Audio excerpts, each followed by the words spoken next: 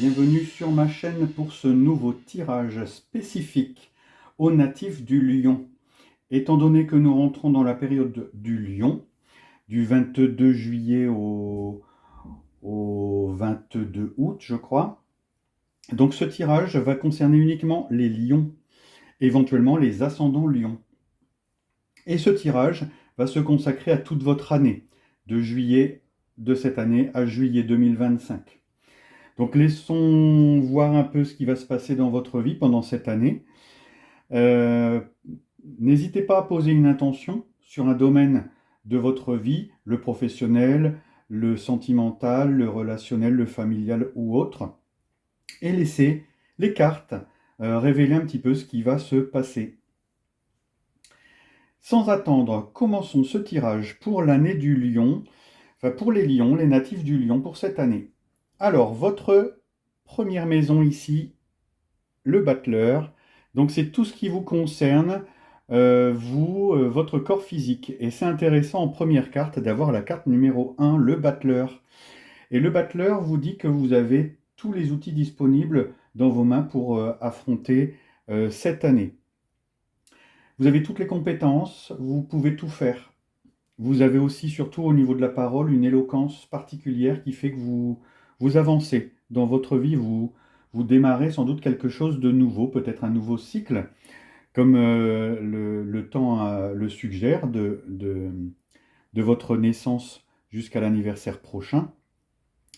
Un an, vous allez pouvoir justement montrer ce que vous êtes capable de faire. La deuxième carte concerne votre domaine financier, votre vie matérielle et vos biens. Et c'est le pape. Première carte de protection. Et dans ce domaine financier, le pape amène l'abondance. Il amène beaucoup d'abondance, de la matérialité.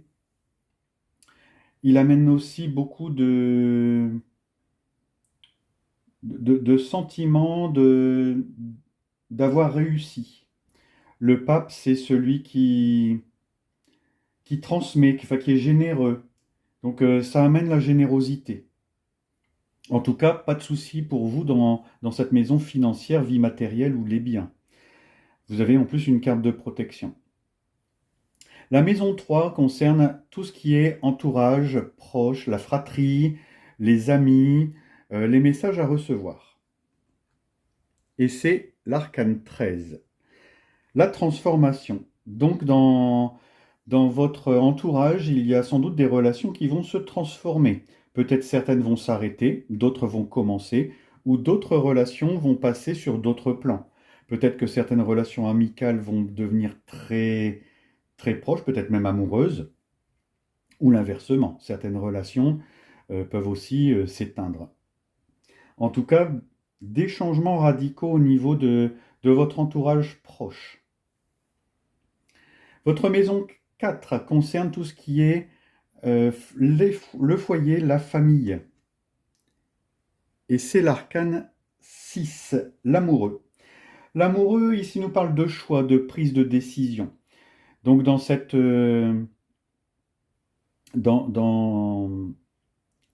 le foyer, la famille, vous allez être soumis donc à une forme de test ou d'épreuve où vous allez devoir justement mettre du discernement, trancher, décider ce que vous devez faire.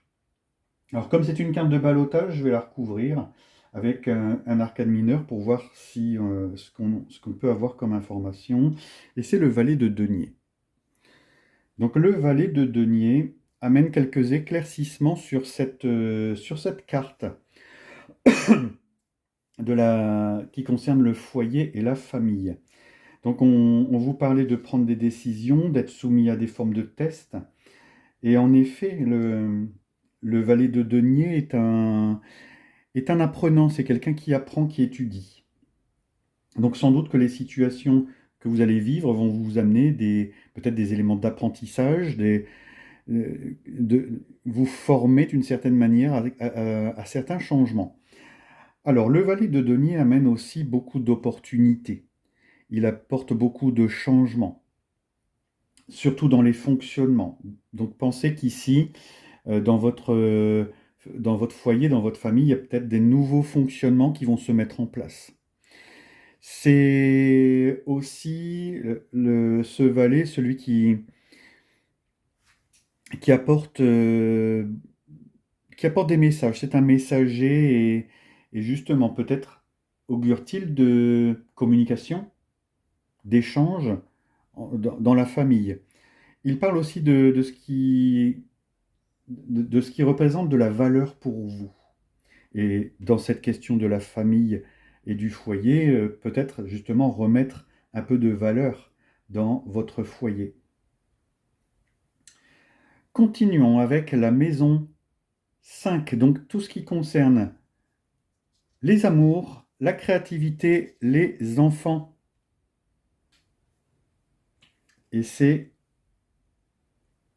l'arcane 2, la papesse. Alors, c'est intéressant parce que dans la maison des amours, de la créativité et des enfants, elle augure de situations qui sont en cours de progression. Les choses sont en cours de progression. Alors, pour ce qui concerne les enfants, elle peut présager de grossesse. Elle peut présager justement de création d'une famille. Donc voilà, d'agrandissement de la famille. Mais en tout cas, c'est une carte de progression, progression lente mais sûre. Et au niveau de la créativité, ça veut dire aussi beaucoup de réflexion, d'analyse, d'observation sur éventuellement des projets à maintenir ou pas.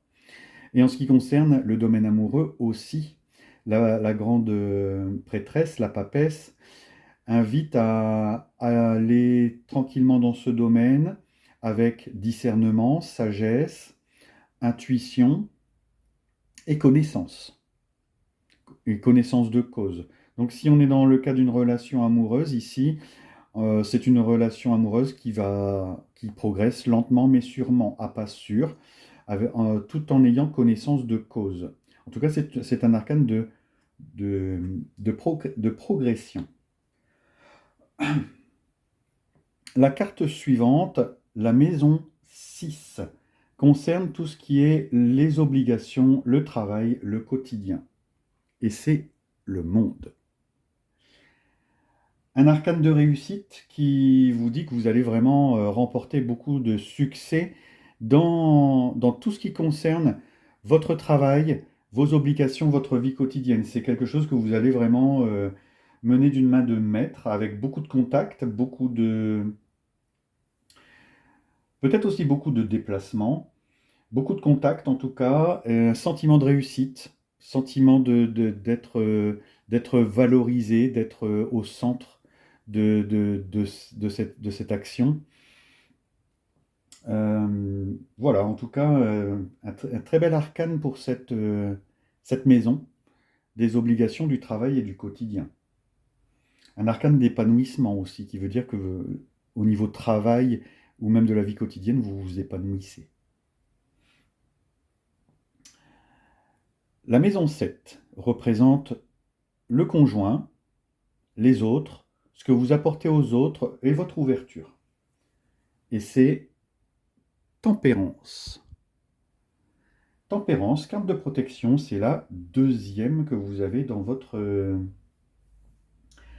tirage. Et tempérance, ici, dans ce domaine du conjoint, vous amène beaucoup d'échanges, beaucoup de communication avec votre conjoint et un sentiment aussi d'équité, de partage équitable. Idem avec ce que vous apportez aux autres. Vous apportez aux autres ce qu'ils vous donnent. S'ils vous donnent beaucoup, vous leur donnerez beaucoup. S'ils vous donnent peu, vous donnerez peu. En tout cas, une ouverture très intéressante, vraiment basée sur l'équilibre, l'équité, le partage équitable. Et vous vous positionnez par rapport aux autres, justement, dans cette équité. La maison 8 représente les bouleversements, les métamorphoses et ceux qui meurent. Alors, voyons un petit peu. Et c'est la roue de fortune. Ce qui se transforme, ce qui est bouleversé, c'est la notion d'aléatoire, c'est la notion de- d'insaisissable, du destin qui n'en fait qu'à sa tête, qui fait ses caprices et qui, justement, rendait votre vie un petit peu, peut-être instable, avec des hauts, des bas incessants. Ici, on voit que cette situation de ballottement touche à sa fin. En tout cas, elle évolue. Étant donné que c'est une carte de ballottement, on va la recouvrir aussi, et on la recouvre avec le cavalier d'épée. Intéressant, parce que le cavalier d'épée amène toujours beaucoup d'actions, de mouvement et de rapidité, mais il amène aussi beaucoup d'idées, c'est un bouillonnement intellectuel. Il amène aussi beaucoup d'échanges directs, et il annonce tout ce qui est transition rapide. Il amène beaucoup de franchise aussi dans les contacts et dans les relations. Donc ici, on dirait que l'aléatoire se termine au profit d'une ligne directrice euh, euh, vraiment directe et tracée. Intéressant. Mais il y aura toujours beaucoup de mouvements visiblement dans votre année. Mais en tout cas, un mouvement qui sera plus direct, plus linéaire, plus tracé. La maison 9 concerne les procès, l'étranger, les études, ce que vous apprenez de manière générale. Et c'est, ouf, la tour, la maison Dieu. Alors visiblement, ici, on nous parle de déconditionnement. Justement, vous déconditionnez ce que vous avez appris, ce que vous avez étudié avant, vous le remettez en cause. Vous crevez le plafond de verre, vous allez peut-être au-delà de vos limites, au-delà des apprentissages que vous avez reçus. En tout cas, c'est un arcane de libération, où voilà, vous dépassez vos limites, vous abattez les murs qui y a autour de vous pour en recréer de nouveaux, et sans doute effacer d'anciennes croyances pour en remettre de nouvelles. En tout cas, c'est un arcane de lucidité, de prise de conscience. Intéressant. La maison 10, la maison la plus haute, c'est ce qui va être le plus éclairé, le plus important pour votre année, et c'est super, l'étoile. L'étoile. Je pense qu'il n'y a pas meilleure carte pour cette place dans le tirage. Alors, non seulement c'est une carte de protection, c'est quand même la troisième de votre tirage, avec Tempérance et le Pape. Donc, une année intéressante où vous allez être protégé. Et ici, le plus important pour vous, ça va être justement la simplicité, les choses simples, l'amour, la chance, l'espoir. C'est aussi un arcane qui vous dit que le plus important, ce qui est au zénith de votre vie, c'est votre inspiration, votre guidance, la guidance de l'univers que vous recevez. Ça va être très important pour vous cette année. En tout cas, tout ce qui est beauté, esthétique aussi est mis sur un premier plan. Et je crois que natif du Lion, vous aimez justement tout ce qui concerne justement le bien-être, la beauté. Vous êtes un signe très esthétique. Continuons avec les deux dernières cartes. La maison 11, tout ce qui est en rapport avec votre vie publique, votre notoriété et les cercles amicaux, mais plus larges, disons plutôt les cercles de connaissances. Et c'est l'impératrice. Intéressant parce que c'est une carte de sociabilité, justement, dans le placement de la vie publique, elle augure vraiment de beaucoup de sorties, beaucoup de mondanité, beaucoup de peut-être même de représentation, de contact, de sortie, de plaisir aussi. C'est une carte associée au plaisir. C'est une carte d'expansion, l'impératrice. Et on voit qu'ici, dans votre notoriété, vous prenez votre place finalement. Et dans vos cercles les plus larges, vous avez beaucoup de contacts. Votre vie publique va se retrouver vraiment très très riche de contacts, de sorties, de loisirs, d'expansion. Voyons la dernière carte de la roue, la maison 12, celle des épreuves, de ce qui est caché. Et c'est la lune. Alors, c'est pareil, ici, c'est dans ce qui représente ce qui est caché, la lune, justement, indique ce qui est caché, ce qui est inconscient, ce qu'on ne comprend pas, ce qu'on ne voit pas, ce qui est flou et ce qui est confus. Donc, vous allez devoir, au cours de cette année, justement, composer avec la confusion, composer avec tout ce qui est nébuleux, tout ce qui n'est pas net.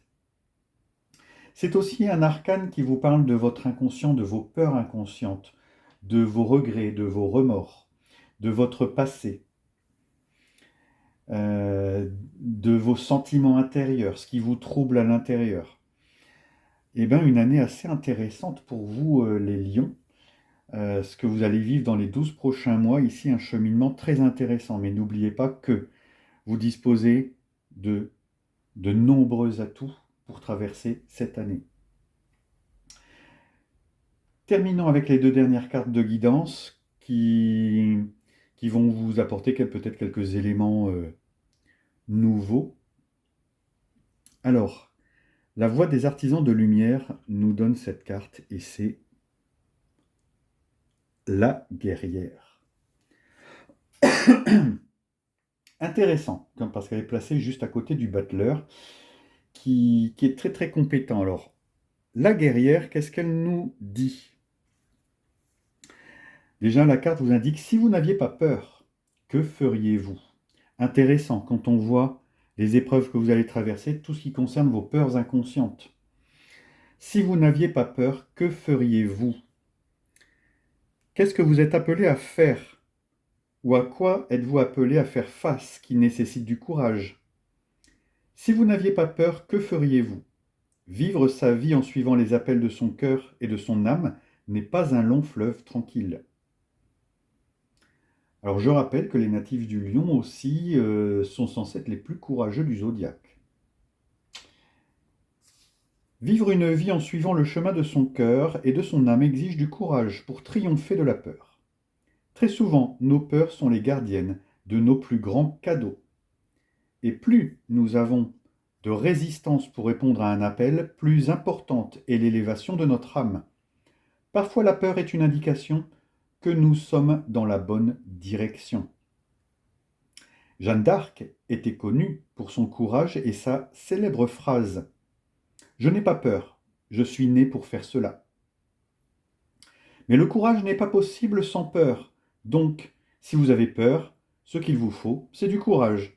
Et le courage est logé dans le cœur. Considérez vos peurs comme des opportunités d'expansion, plutôt que comme des sentiments qui vous prennent en otage. Si vous regardez vos peurs sous cet angle, aussi inconfortable que cela puisse paraître, c'est en fait le signe que vous êtes sur la bonne voie. Alors, si vous n'aviez pas peur, que feriez-vous?